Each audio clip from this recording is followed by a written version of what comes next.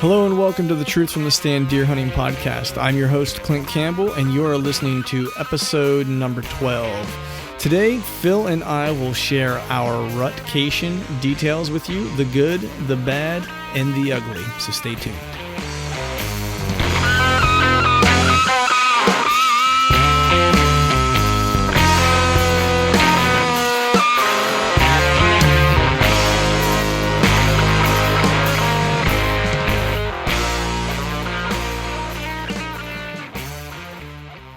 All right, welcome to the Truth from the Stand Deer Hunting Podcast. I'm your host, Clint Campbell, and as always, I am joined with my esteemed colleague, Phil Marchek. Phil, how are you doing?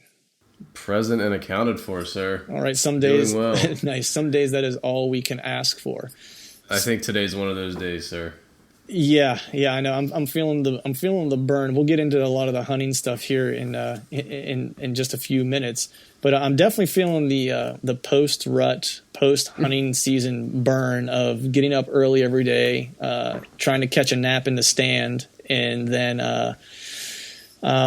going to bed way too late, usually every night. So my body still hasn't quite adjusted to getting back to real life, so to speak. How about you? I think what you're really missing is the nap, because that's really the key piece of all this is the nap. And now that we're back to doing the big boy stuff and real life responsibilities, the nap no longer exists. Yeah, the nap is crucial in my opinion. And I actually was making mention of that at work, because I typically, with me, I don't drink coffee in the middle of the day. Like, I can't usually, because if I have coffee past, and this is like old guy talk here. I can't have coffee. Now, I can't have coffee typically after like 11 o'clock. Because otherwise I won't go to bed. Like, I can't sleep at night. Like, I'll be tired or I'll feel tired, but I just won't be able to fall asleep. Yep. And today I was out to lunch with my boss, and she was like, "Hey, we should get some coffee." And I was like, "You know what? Coffee's good." And she's like, "You never drink coffee in the middle of the day." And I was like, "Well, to be honest with you," I was like, "Right about now is when I'd be napping in my tree stand." I'm a crashing right now. Yeah. I was like, I'm looking for a tree to climb and a nap to be had. I haven't brought my stand with me. Yeah, exactly. But I did have, while I was out hunting in Ohio the past, last week, or a week or so ago, I would fall asleep in my tree stand, and I wouldn't fall asleep for long, because I try to, I'm doing all day sits and so forth. You do get a little tired. You might need to close your eyes for just a moment. Typically don't fall into a deep sleep, though. It's typically just enough to where you're still listening to what's going on, especially if you have some dry conditions. Yep. But I definitely fell into a deep sleep once or twice, to where I had that falling dream. And there's nothing weirder than having that falling dream whenever you're suspended 20 feet up off the ground and you wake up and you realize, especially if it's like a windy day and you get the sways going. Yeah, I had a couple oh shit moments in the tree, but I managed to figure out a nice system to keep myself from falling out of my tree. And then for those who are listening, I absolutely wear a tree harness, so I am strapped in. I actually use a descent system, so if I do happen to fall, I'll be slowly lowered to the ground safely and softly to climb another day. So it's not as though I'm doing this with no caution taken. I don't advocate for falling asleep in tree stands, so just public service announcement here. Well, hey, listen, Clint, what you do on your personal time is your business, okay? Right. If I want to sleep in a tree stand, I'll sleep in a tree stand. It's actually really peaceful. It's some of the best sleep you can get, in my opinion. It's ridiculous. It is, yeah. So, Phil and I haven't had a chance to really catch up in a little while. I know, we've put out a few podcasts since the last time we've had our BS session, so to speak. We had a great conversation with Ben Harshine from Huntera, which was awesome. But we, obviously we're in the thick here as we hit November, and are now currently in the middle of November, hit the thick of hunting season. And for, those who are listening who aren't from Pennsylvania's hunting season officially ended, or regular archery season, I should say, ended here this past Saturday. So effectively, we're kind of done for archery season until we get to late season, which will pick up right after Christmas. So we thought that this was a good time to just kind of go through, what we'll call the good, the bad, and the ugly of our archery season, and more specifically, probably what we've encountered over rut, and just kind of or over the rut, and just to kind of go back and account for those experiences and tell those stories, the successes and failures, so to speak, if you will. And as always, there are a little of one and a lot of other.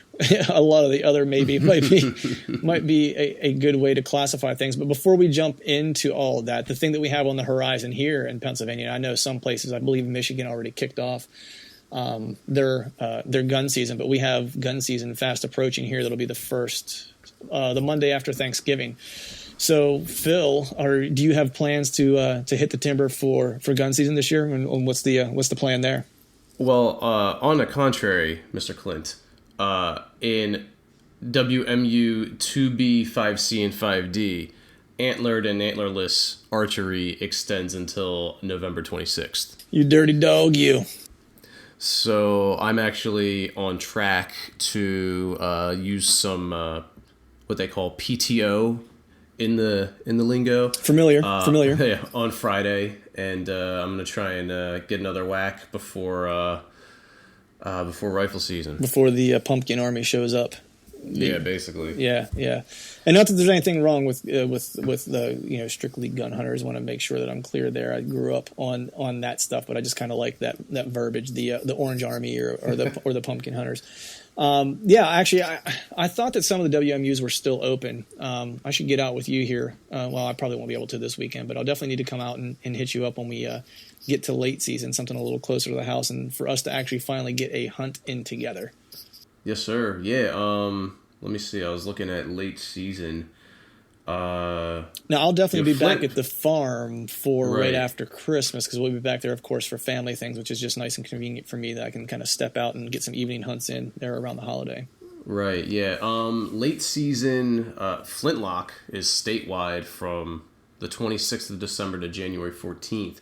But in terms of late season for 5C, where I typically go hunting, I believe, that is December 22nd to January 14th as well for archery. And that's antlered and antlerless. Nice. So I will definitely be making a stop out to the Marcheck abode. Bang, bang. Bang, bang. But for me, for gun season this year, I'm kind of on the fence, man. And this will be, of course, when I lived in Orlando for the 9+ years I lived there obviously gun season wasn't happening. Right. But since I've been back, I've hunted gun season every year, and this year, I don't know. I don't think that I'm going to go out this year. No, I think I'm gonna skip it, and not necessarily. I don't know. I don't want to sound like isn't necessarily like a high and mighty comment necessarily, but right. I don't know. The enjoyment that I get archery hunting is just, I don't know, not for me at least, in my opinion, it's not matched by rifle hunting. Well, I mean, I think it's a totally different experience. Right. I mean, it absolutely you're is. doing rifle hunting and you're looking at, anywhere like up to, I say on average, 150, 200 yards that a lot of people shoot. Right. And it's like archery, totally different. I mean, it's up close, in your face, personal, and it takes a lot of work. There's a lot of strategy that goes into it, right? Absolutely. It's like, for me, rifle hunting is more sitting and waiting for something to get scared enough to run by you. And then when it sounds like the 4th of July, something's going to run by you. Yeah, exactly. So and there's a lot of guys, that go down to our deer camp and stuff. And it's just, we have a fair amount of acreage, but you get 10 people on it and that acreage gets eaten up pretty quickly. Right. Right. And to be honest, it's like, I would almost rather save that PTO day. To be honest, I'm taking my daughter to Harry Potter Land. So I'm actually this year going to forego the gun season to have an extra day to spend at Harry Potter Land with my daughter. But that wouldn't necessarily always be the case if what occurred during my archery rut vacation, if it turned out differently than it had, I might be a little bit more ambitious this rifle season. So that might be a nice segue for us to maybe jump into our rut experiences this year, the good, the bad, and the ugly. And what do you say? I don't know. Maybe we should kick this off with you. Should we start off with the Well, I mean, Clint, we should obviously save the best for last. So yeah, we'll definitely kick off with me. All right. Fair enough. Oh man, yeah. So I know you and I text a little bit. We haven't had a conversation since your outings, shall we say? Right. I know we traded some texts and so forth during the episodes, but please divulge and entertain us with your stories of Timberland. Before we get into our rut stories, let's take a brief break to hear a word about our partners at Exodus Outdoor Gear. Today's Exodus experience is again from Josh Fowler, who shares how Exodus trail cameras are doing more than just helping him in the deer woods. Well, this is my first year using the Exodus camera, so I haven't had a chance to harvest the deer with them yet. One of the special moments that I have is sitting down with my family, with my wife and my daughter, who are also, my wife's a huge deer hunter, and seeing how excited my little 4-year-old girl gets to look at trail camera pictures. For us, it's a family affair. We all pal in and around the computer. My daughter likes to be the one clicking through and looking at all the pictures, and she's hooked. I mean, she absolutely loves it. So as a dad, I just love being able to share this passion for the outdoors and hunting with her. And the Exodus cameras have been a huge plus, deploying them and using them and replacing other brands with the Exodus camera. And that, folks, is an Exodus experience. There are a few things more important than sharing our passion for the outdoors with family and passing our hunting heritage to the younger generation. If you'd like to learn more about Exodus trail cameras, please visit them at exodusoutdoorgear.com. And now back to the show. Oh boy, I wish that they would be more entertaining than what I fear they're going to be. But so this year, I'm actually kind of on the mend right now. I'm coming off of a pretty bad case of bronchitis, and surprisingly enough, I have yet to cough during this podcast. Yeah, I was gonna say you sound almost like you look, which is pretty terrible. Yeah, no, it's still terrible. I mean, that's not a really good comparison, right? But yeah, no. So I've been on the mend a little bit, and the one real solid day that I got out was actually last Friday, because before that, I mean, I was atrocious. I mean, you think I looked bad? I just sounded horrific. And I got out bright and early. Before the sun came out, it was great. Didn't kick anything up. It was a short walk, really quick.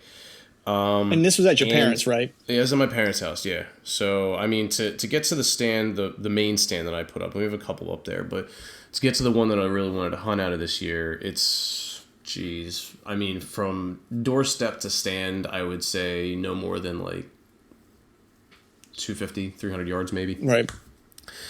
And we have a pretty good path to there, so we can do it pretty silently.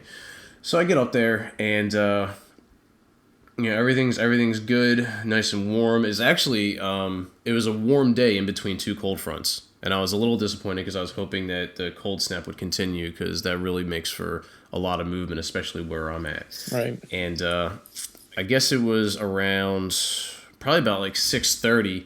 I hear something jump. I don't know if I was winded or if something else spooked it, but I couldn't tell what it was. I just saw a tail, and it was about maybe 25, 30 yards, but it was in brush. And so that bounds away, and I'm thinking, hoping that it's not, that I just didn't bust the spot for the rest of the morning. But no more than, I guess, 40, 45 minutes went by. Here comes this real heavy 7-pointer. I would say probably about 16 inches wide, and had pretty long brow tides. So it comes up, and it's on the path that that I've already kind of scouted out, and I see where it's coming through. And ironically enough, it gets to about 25 yards, and it's just behind some brush, and I can see it pretty clear. And it goes broadside, and in my head, I'm kind of contemplating, well, do I draw back on this and just kind of give it a whack through the brush, which I don't typically like, or do I wait for it to kind of come through a little bit more? Just as it went broadside, my mom back at the house she let the dogs out. Ooh. And the dogs are fine. They just go out, they do their business and Right. whatever.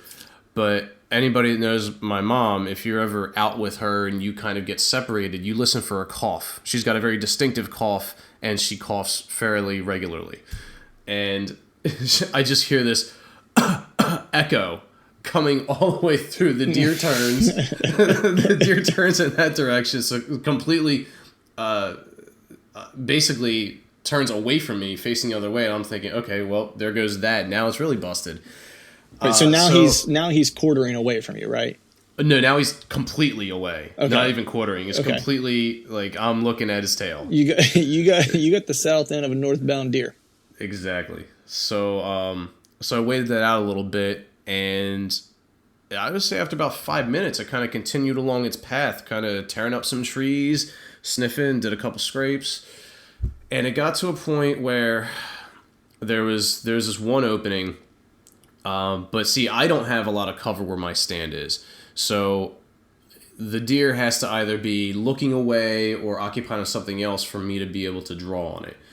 And just when it kind of turned its head, which was behind a tree, I drew back. And as it was kind of coming into that clearing, it started quartering away. And as it was quartering away, I was looking at kind of where it was pointed, and there was the continuation of the path, which would have been just completely away from me. So as it's quartering away, I dropped the 20-yard pin right above, like right at the top of the shoulder, because it's probably about 25 yards. So I dropped it right at the top of the shoulder, and squeezed it off. And it was still dark enough where it was a little tough to judge exactly where the arrow hit. And the deer kicked and ran off. No, was this in the morning? Yeah, this is in the morning. Morning. Okay. Yeah. So this is shortly after daybreak then. Ish. Yeah. Oh yeah. Yep. Yep. Yeah. This at this point it was probably about 7:30 maybe. Okay. Yeah. The sun wasn't even up high enough to show. There's a bit of a mountain behind me, so the sun was up. I could see it through the trees, but not enough to put sunlight down onto me. And let the arrow fly. I knew I hit the deer, and I just sat for a little bit, probably about a half hour or so before I got down to just check for blood. Right. So I go down there. There's no arrow, and there's not a drop of blood. Yeah. And I'm baffled. Yeah. I remember getting that text. Yeah. I walked. I followed where he ran off, probably about 20, maybe 30 yards. To no avail. There was no blood whatsoever. So I decided to go back up to the tree stand, gather my thoughts, kind of replay everything in my head. I waited about probably about another hour, and I got back down, and I decided, all right, I know I hit it. I got to find some blood. If I find some blood, I can determine whether or not I'm going to kind of pull out for an extended period of time or continue on the trail if there's enough blood. So I start going in the direction which I thought it ran. Now it's so thick that once it got about 20, 30 yards away, it's gone. All I hear is it kind of stomping through the woods, and that's it. Right. And that only goes so far. So I ended up finding a big spatter of blood. And it took me probably about another 20 yards to find another spatter of blood. Still fairly large, but what I gathered from it was it seemed like a single lung, and I don't think it was coming out of... I think it was coming out of the mouth. I don't Right. think it was coming out from the body, because the arrow did not pass through. It actually still has my arrow. I did not find it. Right. And so I pulled back out. Decided I was going to go get some lunch and give it some time. So probably around 1 o'clock I go back, followed it across the creek, found a couple more significant spatters, and then it it evaporated. Wow. I ended up getting to the point where I probably went 100 yards in every direction from the last blood spatter, just looking for a body at that point. Right. And nothing. So, yeah, I remember getting the text from you. There was you definitely put some time in looking for that deer, and I know I spent more time looking than I actually did in the stand that day. Yeah, for sure. And it's always a bummer whenever you lose one. I know you were pretty well distraught in the text messages that I got from you. That's always a tough thing because as hunters, we like to hunt and harvest these deer, and they provide food for our families and so on and so forth. But even though we kill and consume them, it's not as though we never like to wound something. We never like to see something get away. It's like we always try for an ethical and quick kill. And sometimes if you do this long enough, you're going to you're gonna have those things happen to you. You know what I mean? That's just things happen. Yeah, I mean, exactly. Yeah, it's just as much as you want to be able to control it and say 100% in every situation, like I got this, whatever. Things happen, and I mean, I've seen pro staff hunters make bad shots. Right. So, yeah. Everybody does. Anyone who's hunted for any length of time that tells you they've never lost a deer, you show me that guy or that girl, and I will show you someone who's not telling the truth. Right. You know what I mean? Because that's just a fact. I mean, we've had a couple run-ins similar to that. I mean, I know I told the story of Tate, with his doe earlier in the year, which was heartbreaking. We got her finally, but it took some doing. And then my father-in-law was actually out near the Pittsburgh area, near the in western PA, was hunting on one of our family members' piece of land out there, and had a pretty big deer come up on him. He didn't know exactly what it might score or whatever, but it was probably the biggest deer he's ever seen in the woods. Hit it high, tracked it for forever. Didn't find it. Went back out the second day and tracked it. Most of the day that day too, trying to pick back up on a blood trail or seeing where it might have bedded down, or hoping against hope that they just walk up on kind of what you were saying, walk up on just miraculously like, hey, here it is. It's expired and it's just laying here. Yep. But nothing. So he, of course, came back home with a heavy heart because of that. I got to tell you, it's one of the worst feelings. It really is. Yeah, I will. I've clipped a few. I will say. I've never hit something to the point of wounding to where it was what I'll call lethal to this point. Right. And that was early. That was early in my bow hunting, where I took a really high angle shot, and I just I misjudged, and I literally just kind of clipped its stomach, where it's like I saw the white hair where I nicked it, and I had just like a little bit of blood on the blade type of thing. That was more of a superficial wound than anything that was going to be of consequence to that animal, so to speak. But I'm sure, knock on wood, I hate to say it, I'm sure my time's coming for something of that nature to occur, as much as I hate to say it. But like I said, you do this long enough, it's going to happen. Yeah, it's like you say, it's inevitable. If you do it long enough, it's inevitable. Yeah. But I'll try to continue to push it off for as long as I possibly can. Yeah, right. But when it does happen, I will be here to share my woes for sure. Yeah, we'll have to have a drink for that. Yeah, I'm having one right now for you, actually, and it's a little Woodford Reserve. I think they should just sponsor the podcast. Honestly, they should actually. It's kind of a mainstay. Yeah, it seems to be. That's what I have just about every podcast. Get nice and loosened up to make sure that we bring the goods for the folks. I'm sure they wouldn't mind if you just said "brought to you by." I know, right? A little free marketing. Yeah. So what are your plans here? So that was kind of your the summation of your rut. That was kind of your the one really good opportunity that you had. I know that we talked about. What are your plans for late season? Are you going to kind of hit the same area? Do you have what's your tactic going forward here? So that stand that I hunt out of, that's my prototypical morning stand, right? So if I'm doing late season, I mean, I'll even do it in archery. or not archery, in rifle.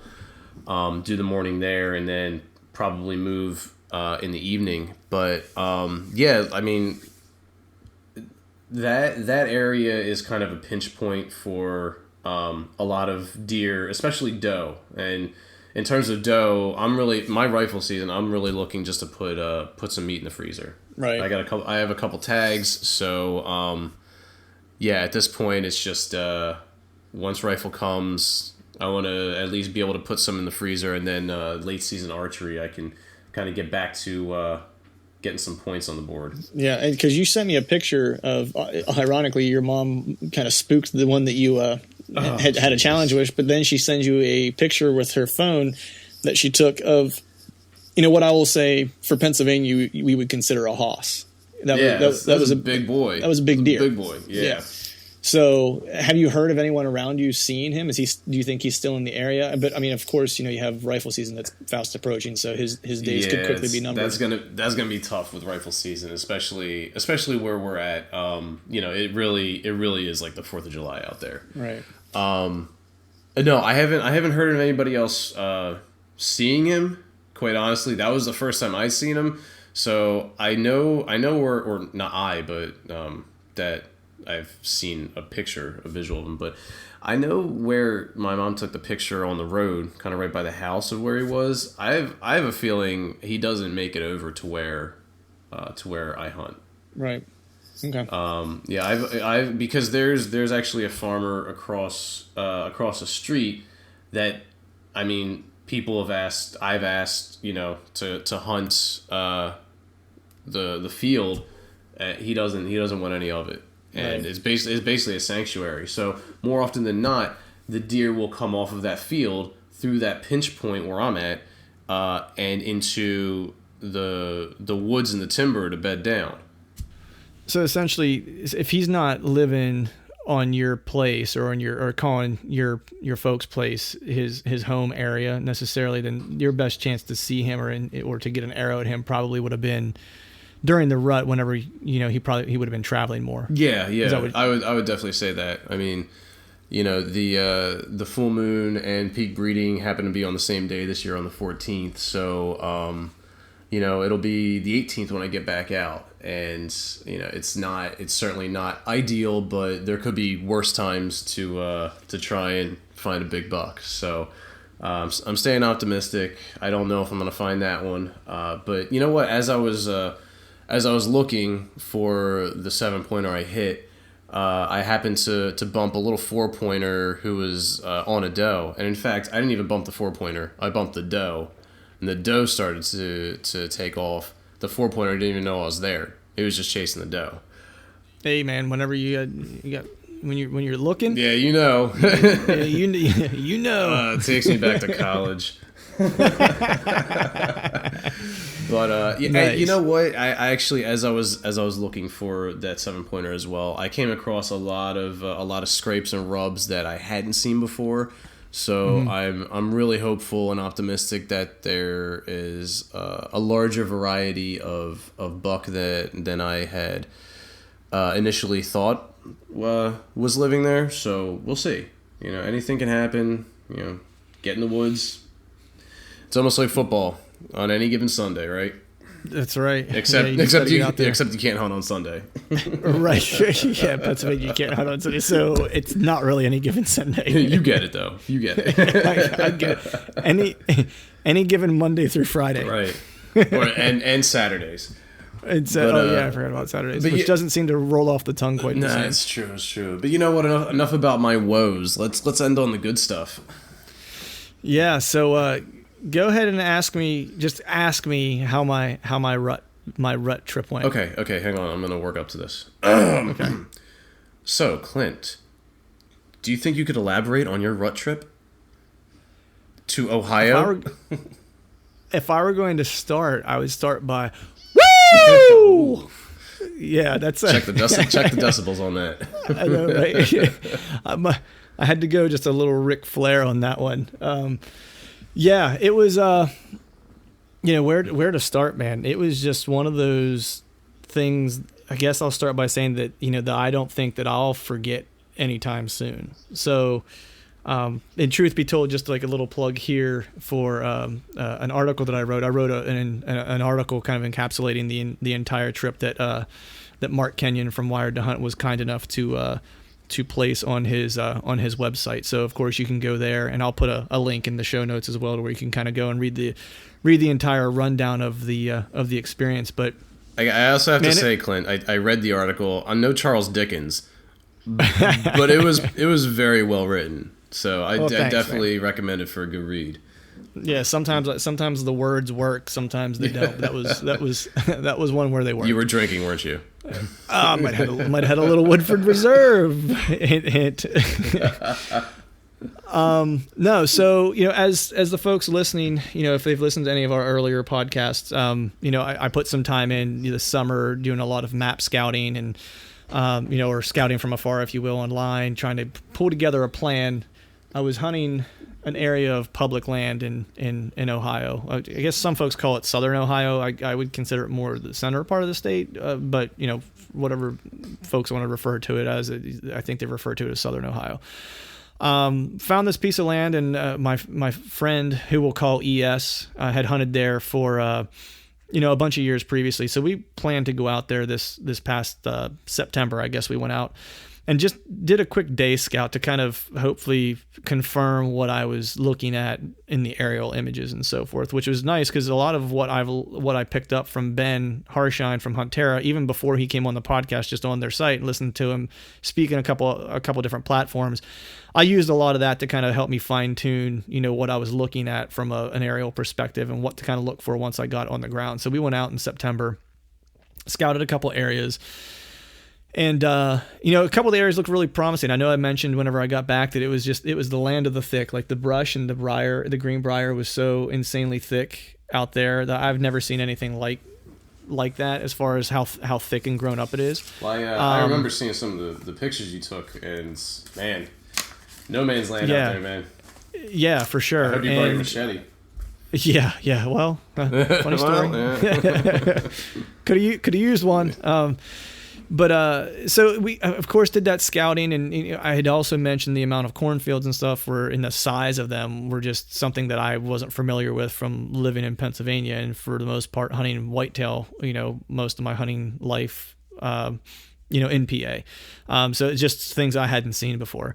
But I kind of went into it with knowing a couple things, and I guess I'll break it down with kind of how I approached it from the start, and then I'll get into the hunt specifically. So when we went out there, we, of course, the cornfields were and bean fields as far as the eye could see, and some of the places we looked at were near those, which early season I was thinking to myself, those would be great places because you're still kind of working that food to bed or bed to food, back to bed kind of patterns, which, getting yourself in between a good food source for that early part of the season would kind of make sense. But of course I wasn't going out during the earlier part of the season. I was going out during, the last, I guess it was the Thursday and Friday of the first week of November through the second week of November. So, kind of prime, what you might call like the later portion of like the pre-rut, kind of leading into like the beginning of like the rut kind of starting to kick off. You know what I mean? Right. So I knew that the food wasn't necessarily going to be the hot spot, except, does are going to still hit food sources because they often bed close to food sources and so on and so forth. So that all still was in play. But I also knew like anyone who was coming out here to hunt public land was going to look for an easy access point. Right. And they were going to likely look for places where they were just going to see deer. Most people who are going to travel, at least in my opinion, if they're going to travel anywhere to go hunt, they at least want to see deer. They don't want to go get shut out sit after sit after sit. Right. You know what I mean? So they'll look for corn. Right. So they're going to look for corn. They're going to look for beans. They're going to look for where deer are going to likely feed and so on and so forth. And that's going to be where they're going to want to set up camp. I know that they're not going to want to walk very far from their truck. They're going to, their truck or their car. They're going to stay within about a half mile of where their entry point is into the timber, to the, the finger of timber or whatever it is they're accessing.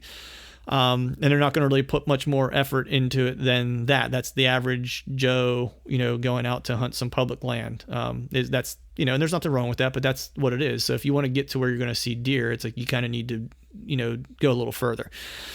So I put my my work together in September, and we came up on this one ridge that was on a river bottom. The opposite side of the ridge was, of course, the river bottom. And then there was an old like access road and stuff that was used for like forestry, I'm sure, and maybe some oil tankers and stuff like that that go back in there. And this one ridge was just like ridiculously steep. It was away from all the corn and beans, like the closest corn and beans. When I say it was away from it, I mean it was a mile and a half, maybe 2 miles away from any dominant, large food source. Right. So I knew that I was probably going to get away from hunters if I got away from the corn and the beans. So that's what my plan was. And so I hiked to the top of that while we were out scouting, and it was just nasty thick, and it was just a straight vertical climb. Now the climb wasn't, not of course literally vertical. That'd be like climbing Everest, but it was a steep climb. At least to dramatics. Okay, Clint. I like where you're going. I know. Yeah, I know, right? So it was a nasty climb through like the worst briar and brush, high stem count, just garbage that you would ever want to see, which is just like perfect deer habitat, right? And I was like, nobody's going to want to climb to this because there's not a trail, right? There was not like, even the deer trails in there they were noticeable, but they weren't like, what you would call like a goat path that was just like rutted into the side of a ridge. They weren't you know what I mean? worn in or anything like that. Right. So I got up to the top of that in September and I scouted around, man. And it's just one of those areas that just looked bucky, where it was like grapevines hanging down, just viney, briary, high stem count, brushy, where it's like, I mean, you couldn't see, even when I got there in November, it's like my furthest vantage point from my stand was probably 35 yards, maybe 40 if you were lucky. And that was looking through brush. So it wasn't like I was going to see anything specifically, except maybe the visibility of like movement through that brush to know that something was there, right? That was the max. But my real visual ability in that position was 30 yards tops. And that was all I was seeing in front of me, and behind me it was less than that. It was about 15 yards. So when I got up there this summer, I found a bunch of old rubs that were of nice size that kind of told me that, man, this place looks like it's going to get used by some bucks. And if nothing else, I'm going to get away from people. So that was my plan. I earmarked out with my GPS and was like, this is where I'm coming the first day. I found a tree, marked a tree. So we pile in the camper and pull the camper out and get all set up. It was Thursday, I guess. And got out there kind of late in the afternoon, not late in the afternoon, but late morning, and we had to get some stuff set up. So I knew that I was only going to get out for an evening hunt on Thursday. So I was like, you know what, I'm going to go ahead and just get out, hike up to the tree that I want to get into, and then I had a climber. Mm-hmm. And I was like, I'm just going to lock my climber onto the tree and just kind of get my stuff up in the tree. And I'll do an evening set and just see what I see that evening, and wasn't really anticipating seeing anything, right? Because I was going to be making a little bit of noise getting in there. So I drive out to the place from camp, hop into the timber, got my GPS, I'm all set. It's probably about, 1, 2 o'clock, something like that. Hiking up in there, I get up so far and like, I'm kind of on the right path, but I'm like, man, this thing, nothing's really looking familiar to me. And, decided to kind of just scout around a little bit while I was up there just to see if I could find some fresh sign. Well, wouldn't you know it, after I got about 30 to 45 minutes into the woods or into the timber, and like, when you're out there, these are some large blocks of timber. They're not, it's almost like, it's the big woods, like when we talked to the folks like with Chad from Exodus, and he was talking about wanting to hunt the big woods, right. When we were talking about mountains and stuff like that. That's what this terrain was. And man, you can get turned around quickly in those places because everything kind of looks the same. Yep. So wouldn't you know it, my GPS completely died. Like I just checked the batteries before we left, and it completely poo-pooed on me. And I kind of had like an oh crap moment while I was standing there, because I'm in the big woods of a place I've been only one other time months ago. Everything looks completely different, obviously, because the leaves have all come off and stuff like that. And I was in it in September when it was all full of leaves, and you couldn't really see anything. So it wasn't like I could really identify any landmarks or anything like that. Right. And the entire place is nothing but like brush, old fallen trees and stuff like that. So it's not like you could even say, hey, I got to make a left at that down tree, because there's 40 of them on the way to wherever you're going. You know what I mean? That all kind of look the same. So I kind of was like, all right, I need to get to like a vantage point to where I can see the river, because if I can find the river, I'll know at least like roughly where my truck is, and then I can get back at least to the road, because it was at the peak of a ridge, so each side was down. So if I picked the wrong down side, then I was walking to who knows where. Right. You know what I mean? Right. So I did manage to navigate my way to a point to where I could kind of see the river through like the tree line, and figured out what way was at least remotely back toward the truck.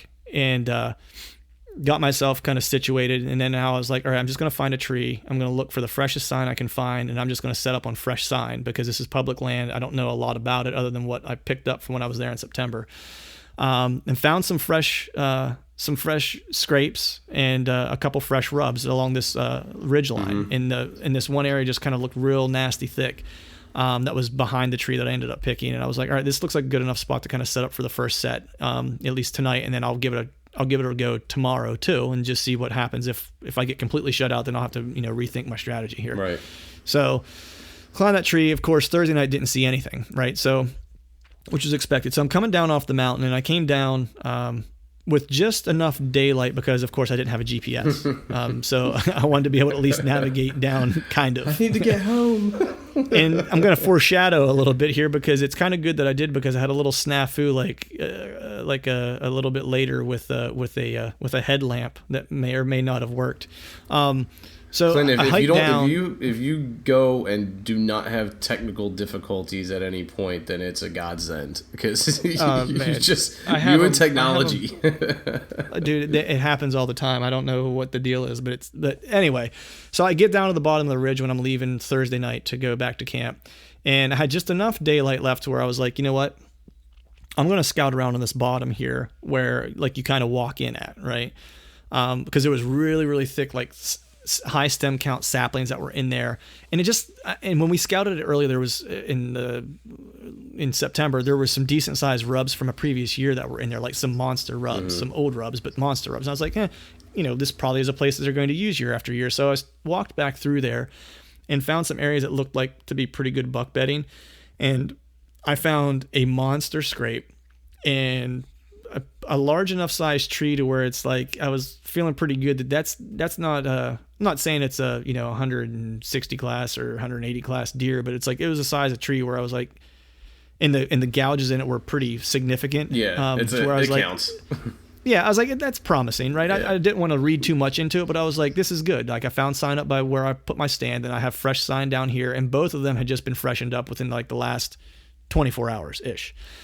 So I left feeling pretty good. Friday rather, got into the stand. That ascent didn't go too bad, if I'm not mistaken. That one was, I won't say it was effortless, but it was, I didn't get lost, which was a plus, and I managed to have light. So that was good. Nice.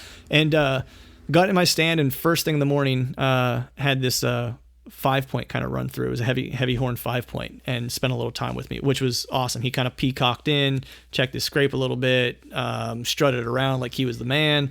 And so you ended up making friends with this 5-point, didn't you?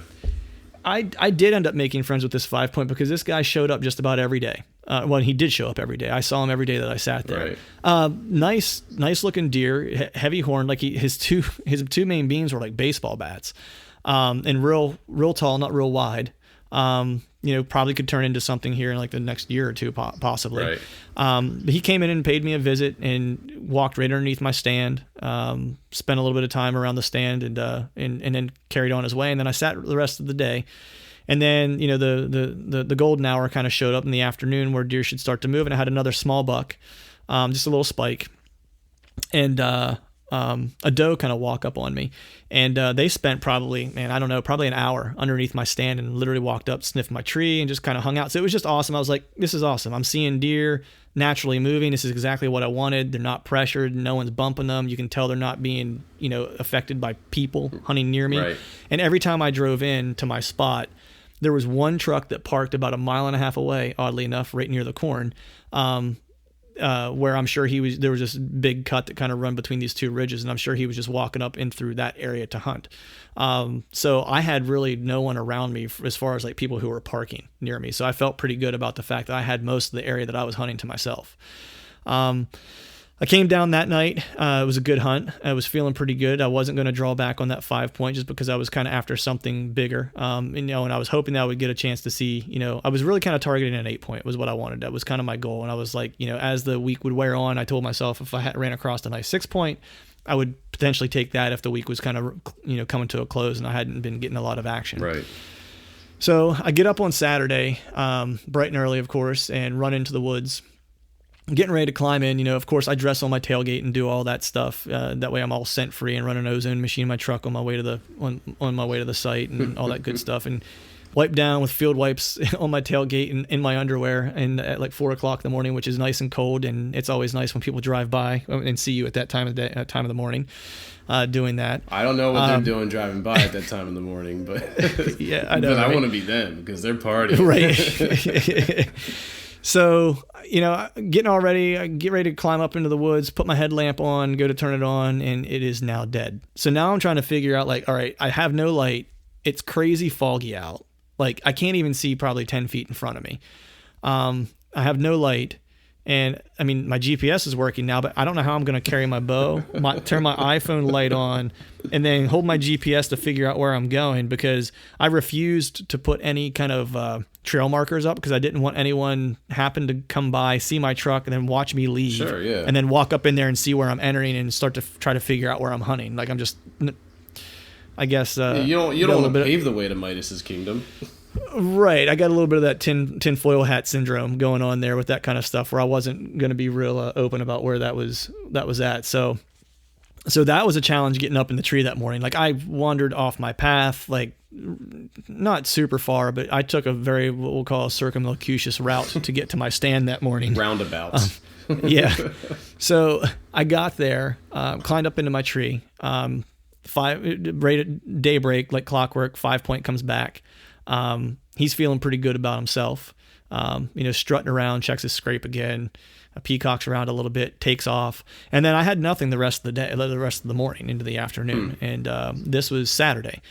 And, so I'm sitting there, and I guess around, I don't know, it was probably just a little bit before 4 o'clock.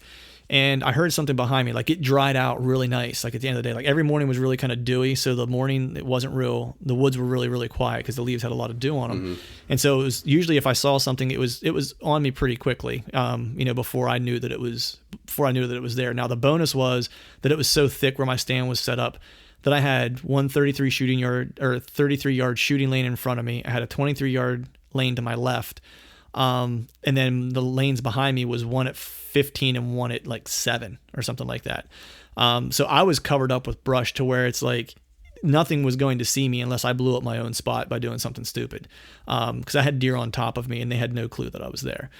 So I'm sitting kind of waiting, and I start hearing something. At first I thought it might've been some squirrels, but it just kind of kept getting closer and closer methodically.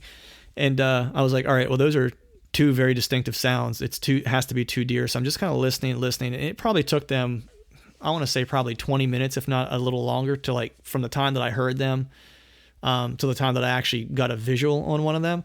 And I saw a doe off to my right. And this was that brush I was talking about that I could kind of see 40 yards through, but it was just, I could see legs, and that was it. So I knew it was a deer. I didn't know what it was. But there was another one that was kind of behind me over my right shoulder, still coming. But that brush back there is just so thick, it almost looks like it's impenetrable. Like you just wonder how anything would walk through it. And so I'm listening, I'm watching the doe, because I'm like, is there anything following her? I'm listening, I'm kind of looking behind me to see, what's this coming behind me? Finally, I'm looking behind me, and then I just see antlers emerge from the brush. Boom. Bing. There they are. Yeah, shooter 8. He's at 20 yards, and there is not a thing I can do about it because there is just a mountain of brush between me and him. I tried to get him on film. I got a little bit of him on film, but it was just so thick that you couldn't really make out much on the camera. Right. He comes in there and just throws his head down, starts shaking trees, and spent like 5 minutes just putting on a performance. Like he was really trying to press this his lady friend. I'm the man. Yeah. So he does that for about 5 minutes, and I'm watching this doe because I'm keeping an eye on her, because I'm like, I don't know where she's going to go, and I really don't want her to blow up my spot, of course. And there's really only one place that she could, and it's basically if she gets directly out in front of me. I took out 2 smaller trees so I could have a 33-yard shooting lane directly in front of me, and that is the only place that I don't have cover, like the only spot, is just directly in front of me. And so she's making her way along this brush line, because it's basically where I'm sitting. Then I have that 33-yard space, and then there's another big batch of greenbrier and thicket / brush right in front of me. It's like a wall of it, right? And I'm really in the only open-ish area. And wouldn't you know it, she starts kind of curving her way around, and she's following this line right along this brush edge that is going to bring her right through that 33-yard lane. Mm-hmm. So now all of a sudden this buck kind of starts following her, starts trailing her. He was being a gentleman. He wasn't pushing her. You know, time wasn't right, but you know, she was probably getting close for breeding time. So he was on her, but not dogging her hard or anything like that. Right. And he dips down now and starts following her line. And I'm like, you got to be kidding me. Like she's gonna bring him right through like the one spot where I have nothing but like air and opportunity between me and a shooter, right? How did I get so lucky? I was thinking that the whole time. I was like, you got to be kidding me. I was like, it's going to work out like this, where this is just going to kind of like, I'm going to watch all this whole show he put on, you know, kind of courting his lady and grunting. And because, I mean, they were grunting and stuff like that. So I'm watching, and now she's getting a little close to me for comfort, right? Like I'm getting a little nervous because she's getting closer, because after she passed that 33-yard lane, she now started cutting up toward that 23-yard lane, which I have plenty of cover there. But if I'm going to try to get in a position to make a shot, it's like I'm going to have to move a little bit, and I have to keep an eye on her. And, you know, there's a pinch point where this drainage cut that was to my left kind of comes up to the top of the ridge, and there's a tree there, and there's a pinch point between the brush, that tree, and like the beginning of the drainage cut that has nothing but greenbrier and brush in it. And there's one little trail that kind of runs through there, and like you could tell deer were funneling through there, and she was making her way toward that. Mm-hmm. So the buck starts working his way toward me, and he's probably 10 yards from this, if that, from this 33-yard window that I have to take a shot. And I'm clipped on. I haven't drawn yet, but I'm clipped on, kind of ready to go. And I'm watching her and getting nervous because she's getting closer, and he's working his way to that shooting lane. Then all of a sudden, for no reason at all, he just dips down. Not no reason at all. No reason that I know. I should say. I'm sure he had a reason. But dips down into that wall of brush that was 33 yards in front of me. Ugh. And yeah, so you can imagine my like my heart just sank, because I was like, you got to be kidding me. He's going to walk away from me, you know? So now a couple of the deer earlier that I had seen that 5 point and so forth, like before I could see them, like I had grunted because I heard some grunting and they would come in. So I kind of knew in this area that grunting would work, right? The deer that I had seen had been showing some aggression and stuff like that, checking scrapes, kind of puffing up a little bit, peacocking. And so as he worked his way away from me, he got down into this brush, and now he was maybe, you know, I don't know, probably he was 40 to 50 yards away. And once he got out of eyesight to where I couldn't see him, and that doe was out of eyesight, I hit him with a grunt just to see what kind of response I would get from him. As soon as I grunted, man, he thrashed a tree out in front of me, just put on another show, just shaking trees. And all I could see were the trees shaking. And I'm like, this is a good sign. Like, he's game. He wants to play. So I grunted that one time, and I just stopped, and I waited. And I waited for probably 10 minutes, and he made all this noise coming to me. And then all of a sudden, when I grunted, and after he shook that tree, man, he went completely quiet, like no sound whatsoever. And I sat there for 10 minutes and waited. And, you know, I was thinking to myself, he's either down there and just decided to bed down, and that doe's now looped back around and headed down that way, right? Yeah. Or he's looping back up this way, but trying to catch back up with that doe, and has lost interest in maybe scuffling with somebody and trying to defend his lady friend. So I was like, well, I'll throw out one more grunt. Because I could hear him grunting, like as he was kind of like down there. I heard like one grunt after he was shaking the tree, and then he went completely quiet, and I got nothing. I didn't hear him move. Right. So I was like, I'll throw out one more grunt and see if maybe I can change his mind. If he's within earshot, which I was assuming he was, maybe he'll come back. So I threw out a grunt, and man, I know better than this. And anytime I'm going to call, I will always kind of check and observe my surroundings to make sure that there's nothing that has snuck in on me that I'm going to spook with a call. Oh, yeah. And I got lost in the moment in the enthusiasm of like what I was watching. I was watching the rut in action. I was watching some, you know, a buck, you know, kind of not chasing a doe, but following a doe, and watching him kind of thrash trees, which, to be honest with you, that was the first time I've ever seen that in the deer woods, like a deer put on that kind of performance. And my enthusiasm got the better of me. I didn't observe. I hit the grunt tube. I happened to turn to my left to pick up my bow, which is another dumb mistake. I should have had my bow in my hand to begin with. And when I did that, he was standing at my left at the 23-yard shooting window that I had. He had showed up looking for a fight, but came quiet to me. So I actually put out this thing on Instagram, which was like the face of a guy who just blew an opportunity at a shooter, man, because I was pretty disgusted. I wasn't real happy, obviously pretty down at that moment, because especially when you're hunting public land in a place you've never been before and you kind of put all the pieces together and you do get an opportunity at a shooter and you blow it.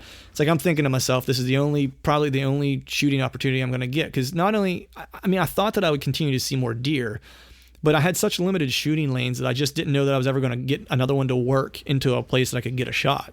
You know what I mean? Right.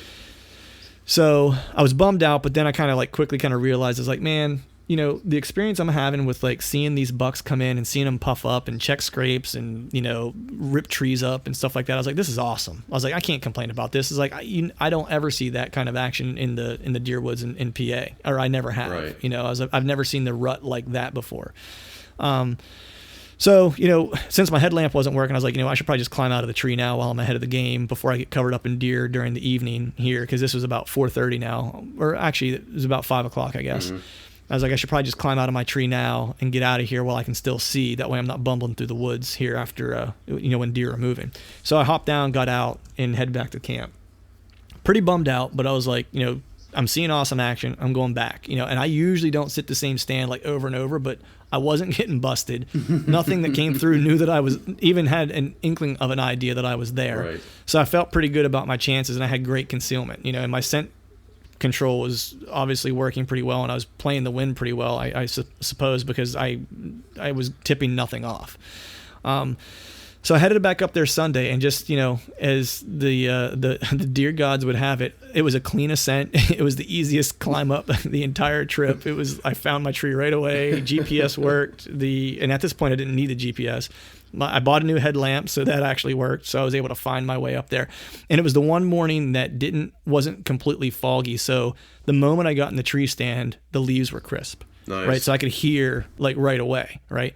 So right before daybreak, I hear some grunting behind me, which was kind of a staple for the morning. I would hear some grunting. I grunted back, had a shooter, 8 come in, was a different shooter than the day before. Came within about 20 yards, but was still covered up in brush off to like over my left shoulder. And he was looking kind of weird. Like I didn't quite know why he hung up where he did, because he was coming to me. And I was pretty stoked. I thought I was going to get a shot. And then he just kind of hung up in the brush all of a sudden. It was kind of confusing. Then I heard some noise to my left. Now I'm turned around looking into the brush, so this would have been my left or over my right shoulder if I were sitting in my stand. And then out popped another buck. This little 4-point came in and thought that he might own the area, but he ran up against a guy who was a little bit bigger. So the 8-point, you know, pawed the ground a little bit, stomped his front foot, you know, and they kind of had a standoff. I thought they were going to throw down for a second, but the 4-point decided that he should think better of that and save himself an ass chapping, and just kind of dipped his head into in the brush and kind of moseyed along. The 8-point kind of peacocked around a little bit, checked some stuff out, ripped up a tree, and then turned tail and kind of went back toward that 4-point, just I think to make sure he got the message. And I heard some grunting and carrying on back there, and then I didn't see either of those two again. Heard another grunt off kind of like more to like my right if I were sitting in my stand. I hit the grunt tube, and this was my little buddy 5-point that happened to run in again. My man. And and this dude was ready to roll, man. Like he came in on a dead sprint, stopped, all puffed up, bristled up, ready to rock, grabbed a tree, ripped up a tree, thrashed his head around a little bit, ducked down into the brush a little bit, came running back up. I mean, he did this for probably like 10 minutes, just running back and forth like a maniac. Wow. I don't know that he had a point to what he was doing, or if he was just really confused, or I'm not quite sure what his deal was, but he put on a show. So I had bucks all around me, those 3 kind of playing around with them, because the first 2 showed up and they were there for a little while. Then the 5-point showed up and he was there for a little while. So it was from like 7:30 to like 9 o'clock. I had them kind of all around my tree at different times. So, you know, that kind of passes, and I'm sitting down and kind of just hanging out in my tree stand and watching some squirrels and stuff like that. And I'm not really getting any action, nothing kind of moving through. And I was thinking to myself, I was like, man, you know, these deer have been responding to grunts.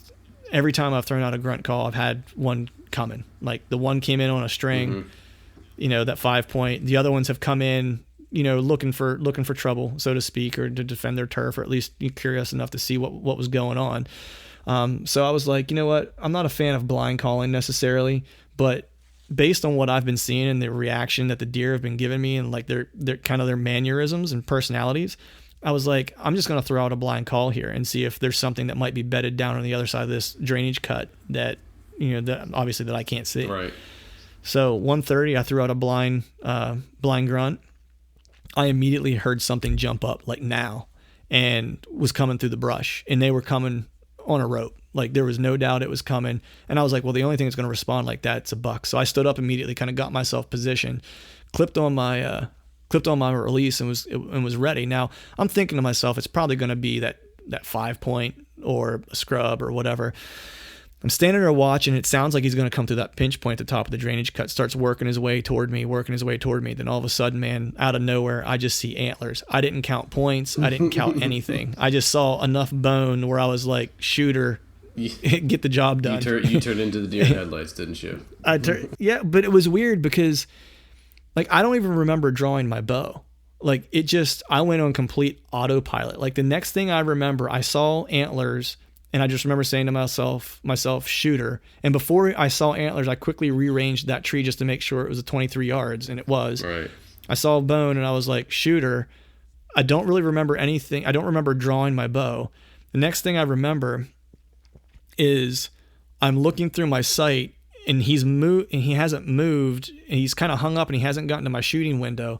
And my shooting window was really only a spot that was maybe like 3 feet wide through like branches and twigs. Like I had like a small window that I could get through, right? And that was it. And he had to stop with his vitals in that hole, or else I was just out of luck.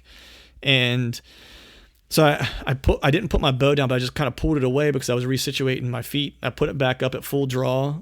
And he came to that window. I mouth bleeded to stop him because I needed to stop him. He stopped, and as soon as he stopped, I had the 20-yard pin. I knew it was 23, so I held just a little high. And he was quartering hard toward me, so I was, putting it right behind the front shoulder, hoping to get a pass throughout the back side of the rib cage. Right. And I touched off, and bam! I knew I hit him. I saw it hit him through my sight. I watched it hit him. He did the classic mule kick, bounced off a tree. There's a big blood spot on the tree. He lunged over this that ravine that was there, or that drainage cut, and I heard him crashing through the woods. Then I'm just thinking to myself, I'm like, go down, go down, go down, because I'm like, this was the biggest deer that I've ever seen in the woods. And I heard what I thought was crashing, but then I heard him move again, and I was like, you got to be kidding me. And then I heard the 2 big exhales where it sounded like the air were going out of his lungs, and I heard a crash. So I was pretty confident that he went down, but then I start like going through like everything in my mind of like, was it a good shot? Was it too high? Did I hit him good? Was that a crash, or did he just like get to a place where I can't hear anymore? Like you start running through all these things. So I did make the one smart move where I sat in my stand for an hour, longest hour of my life before I got down. I of course texted everybody and anybody who had a cell phone. Yeah, I remember distinctly getting that text. Yeah, in Northern America. And finally got down and went and looked at the blood spot, and I found good blood right where I hit him with some bubbles in it, and the blood was the color that you're looking for that would tell you that it's likely a lung shot. I tracked him, man, and in 30 minutes I put my hands on a 125-inch Ohio public land bruiser, and was beside myself with joy, man. It was I couldn't have dreamed up a better hunt, seeing better action than I got to see, and then just capping it with taking that animal and those deer, allowing me to kind of participate in their world for a couple of days and watch things that I've never seen before, was just it was definitely an experience that changes the way you think about a lot of things, I guess you could say. For sure, and just definitely. and I don't know. I'll never forget it. That's for sure. It was my first public land buck.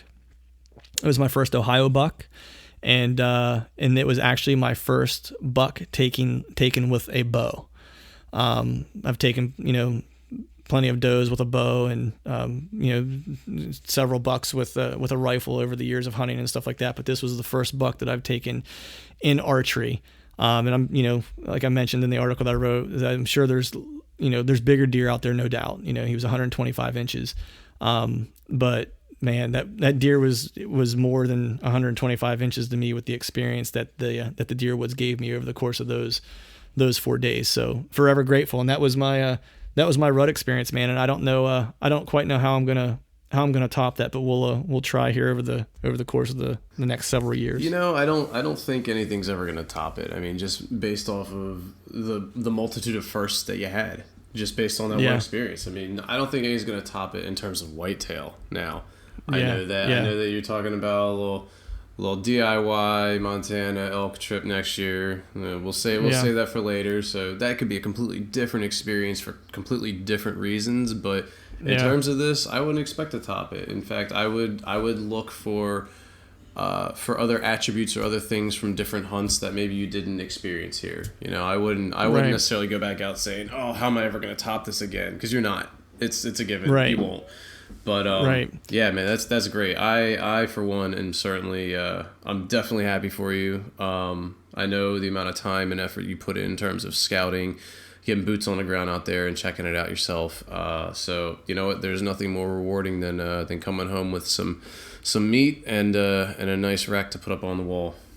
Yeah, and the cool thing is you know, I obviously was out there with ES and Tate, and you know, Tate was kind of having a slow go, and so I told him after I got mine, the next day I told him, I was like, man, the rut is on in that spot. I was like, I found a little honey hole, you know, up there that's really hard to get to. And I'm dead set. I mean, I'm pretty certain there was a hot doe in the area, which was kind of making the bucks go a little nutty. You know, I would almost, you know, I would almost put money on that.